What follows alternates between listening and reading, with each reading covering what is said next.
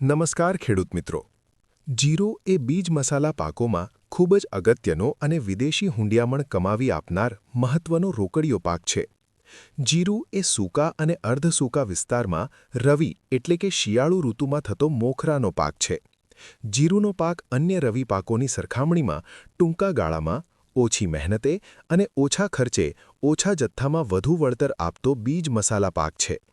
દુનિયામાં ભારત જીરુંના ઉત્પાદન, વપરાશ અને વિકાસમાં પ્રથમ નંબરનો દેશ છે। તેથી જ તો ભારત એ બીજ મસાલા પાકોનું ઘર તરીકે ઓળખાય છે। સૌપ્રથમ જોઈએ જમીનની પસંદગી। જીરુંના પાકને ખાસ કરીને સારા નિતારવાળી રેતાળ, ગોરાડું તેમજ સારી નિતાર શક્તિવાળી મધ્યમ કાળી જમીન વધુ અનુકૂળ આવે છે। ક્ષારીય જમીનમાં પણ જીરાની ખેતી કરી શકાય છે। અનુકૂળ આબોહવા। જીરુંના પાકને ચોખ્ખું, ઝાકળમુક્ત, સૂકું અને ઠંડુ હવામાન માફક આવે છે। વૃદ્ધિ તબક્કાથી દાણો બેસવાની અવસ્થા દરમિયાન વાદળ વિનાનું ઠંડુ અને સૂકું હવામાન ખૂબ જ અનુકૂળ છે। જમીન તૈયારી। જીરુંના પાકને ઊંડી ખેડની જરૂર નથી, પરંતુ વર્ષમાં એકવાર ઊંડી ખેડ કરવી હિતાવહ છે। કરબની આડી અને ઊભી 2 થી 3 ખેડ કરી સમાર મારી ખેતર સમતળ કરવું, સાંકડા અને નાના ક્યારા બનાવવા। જીરુંના ખેતરમાં ભારે મોટું ઝાડ, ભારે ઘાટી ઊંચી થોરની જીવંત વાડ હોવી જોઈએ નહીં। જો ખેતરમાં કે શેઢા ઉપર ભારે મોટું ઝાડ હોય તો છટણી કરવી હિતાવહ છે। પાકની ફેરબદલી। જુદા જુદા ખરીફ પાકો જેવા કે બાજરી, જુવાર, મકાઈ, તલ, મગ, ચોળી કે મગફળી પછી જીરુંની ખેતી સરળતાથી કરી શકાય છે। બીજની પસંદગી। ગુજરાત જીરું 5 જે સુકારા સામે પ્રતિકારકતા, ચરમી હોગનું પ્રમાણ ઓછું, વધુ ઉડ્ડયનશીલ તેલ તેમજ વધુ ઉત્પાદન ક્ષમતા ધરાવે છે, અને ગુજરાત જીરું 4 જે દાણાની સારી ગુણવત્તા, સુકારા રોગ પ્રતિકારકતા તેમજ વધારે ઉત્પાદન ક્ષમતા। વાવણીનો સમય। નવેમ્બરના પ્રથમ પખવાડિયામાં જ્યારે ઠંડીની શરૂઆત થાય અને દિવસનું મહત્તમ ઉષ્ણતામાન 30 થી 32 ડિગ્રી સેન્ટીગ્રેડની આસપાસ થાય ત્યારે કરવું જોઈએ।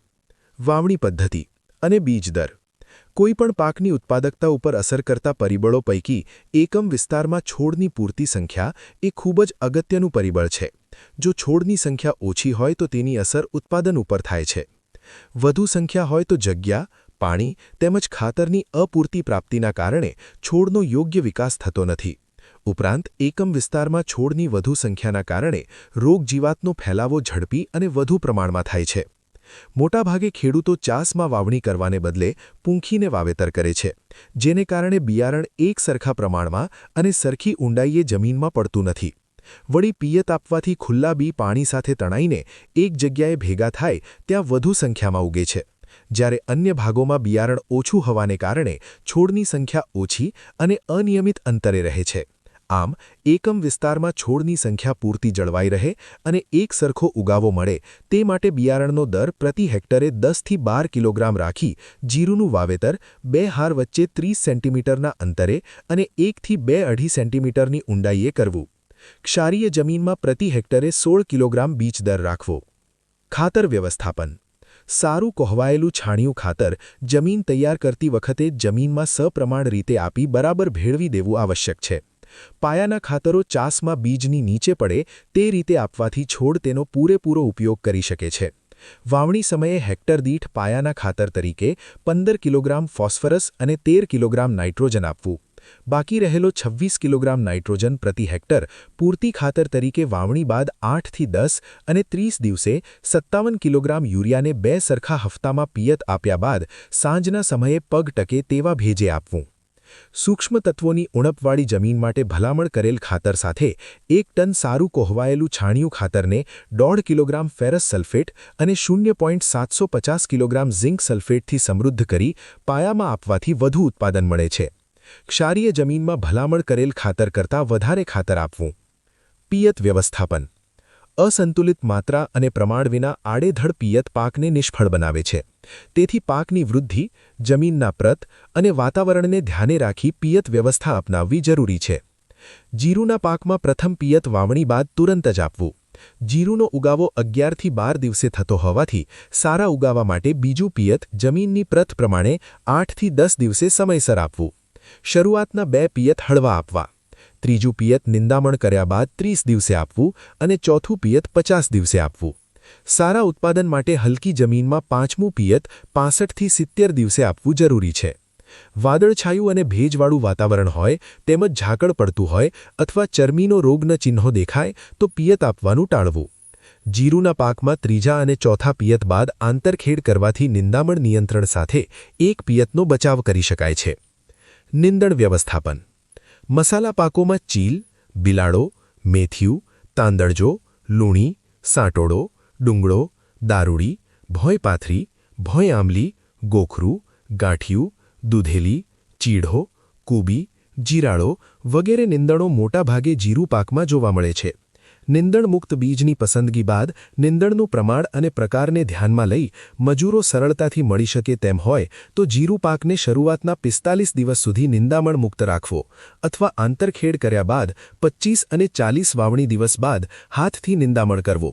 નિંદણનું પ્રમાણ ખૂબ જ વધારે હોય અને મજૂરોથી નિંદામણ કરવું આર્થિક રીતે પોષાય તેમ ન હોય અને મજૂરોની અછત હોય તેવા સંજોગોમાં રાસાયણિક પદ્ધતિથી નિંદણ નિયંત્રણ કરવું આવશ્યક છે. પેન્ડીમિથેલિન 1 કિલોગ્રામ સક્રિય તત્વ હેક્ટરે 500 થી 600 લીટર પાણીમાં ઓગાળી વાવણી પછી પ્રથમ પિયત બાદ જમીનમાં પૂરતો ભેજ હોય ત્યારે પાકના ઉગાવા પહેલા એક સરખી રીતે જમીન પર પાછા પગે છંટકાવ કરવો. આ ખૂબ જ અસરકારક પદ્ધતિ છે અને મોટાભાગના નિંદણોનો ઉગાવો થતો નથી. આંતરપાક વ્યવસ્થાપન. હવામાનમાં સામાન્ય બદલાવ પણ પાકને નિષ્ફળ બનાવતો હોવાથી નિષ્ફળતાની સામે રક્ષણ માટે પિયત અને મજૂરના કાર્યક્ષમ ઉપયોગની સાથે વધારે ઉત્પાદન અને નફો મેળવવા માટે આંતરપાક વાવવો જરૂરી છે. જીરુના પાકની 4 હાર બાદ આંતરપાક તરીકે અજમાની 1 હારનું વાવેતર કરી અજમાના પાકને વાવેતર બાદ 45 દિવસે છટણી કરવાથી વધુ ઉત્પાદન અને આર્થિક વળતર મળે છે. જીરુના પાકની કાપણી બાદ જમીનની પ્રત મુજબ અજમાના પાકને 1 કે 2 પિયત આપવા જરૂરી છે. કાપણી. મસાલા પાકોમાં વધુ વળતર માટે તેની ઉત્પાદકતા અને ગુણવત્તા એ 2 મહત્વના પાસા છે. પાકનું વધુ ઉત્પાદન થાય પરંતુ તેની ગુણવત્તા સારી ન હોય તો ભાવ ઓછા મળવાને કારણે આર્થિક ફાયદો ઓછો થાય છે. જીરુના પાક સામાન્ય રીતે 105 થી 110 દિવસે પરિપક્વ થાય છે.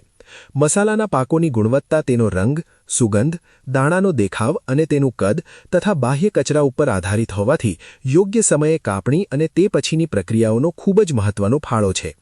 પાકની કાપણી દેહધાર્મિક પરિપક્વતાએ વહેલી સવારે કરવી જોઈએ. કાપણી કરતી સમયે પાકની સાથે રોગિષ્ટ છોડ કે નિંદામણની કાપણી કરવી જોઈએ નહીં. સૂકવણી. કાપણી કરેલ દરેક છોડને એકત્ર કરી સ્વચ્છ તથા કઠણ ખળામાં લાવી 2 થી 3 દિવસ માટે સૂકવણી કરવી. સૂકવણી કરતી વખતે જીરુમાં ધૂળ કે અન્ય કચરો ના પડે તેની તકેદારી રાખવી. થ્રેશિંગ અને ગ્રેડિંગ. જીરુના પાકની સૂકવણી કાર્ય પછી થ્રેશરથી દાણા છૂટા પાડવા. થ્રેશિંગ કરતી વખતે પશુઓને ફેરવીને કરવાની પદ્ધતિનો ઉપયોગ કરવો જોઈએ નહીં. થ્રેશિંગ થઈ ગયા બાદ જીરુમાં રહી ગયેલા કચરાને કાઢવા માટે તેને ઉપાડવું અને જરૂરિયાત મુજબ ચારણી ઝાડીમાં નાખીને કચરો દૂર કરી શકાય છે. સંગ્રહ અને પેકિંગ. બીજમાં 10%ની આજુબાજુ ભેજ હોય ત્યારે સંગ્રહ કરવો. સંગ્રહ તાપમાન અને ભેજનું નિયંત્રણ થઈ શકે તેવી જગ્યા પર કરવો જોઈએ. બીજનો સંગ્રહ અને પેકિંગ અલગ અલગ જગ્યાએ કરવો. સંગ્રહ માટે ચેપમુક્ત સાફ કંતાન બેગનો જ ઉપયોગ કરવો. ખેડૂત મિત્રો, વધુ માહિતી માટે તમે કૃષિ પ્રગતિ મોબાઈલ એપ્લિકેશન પ્લે સ્ટોર પરથી, સ્ક્રીનમાં બતાવેલ QR કોડથી અથવા નીચે આપેલ ડિસ્ક્રિપ્શનમાં લિંક પરથી ડાઉનલોડ કરી શકો છો. વિડિયો સારો લાગ્યો હોય તો લાઇક કરી ચેનલને સબસ્ક્રાઇબ કરી દો તેમજ માહિતી અન્ય ખેડૂત ભાઈઓને પણ મોકલી આપો. ધન્યવાદ.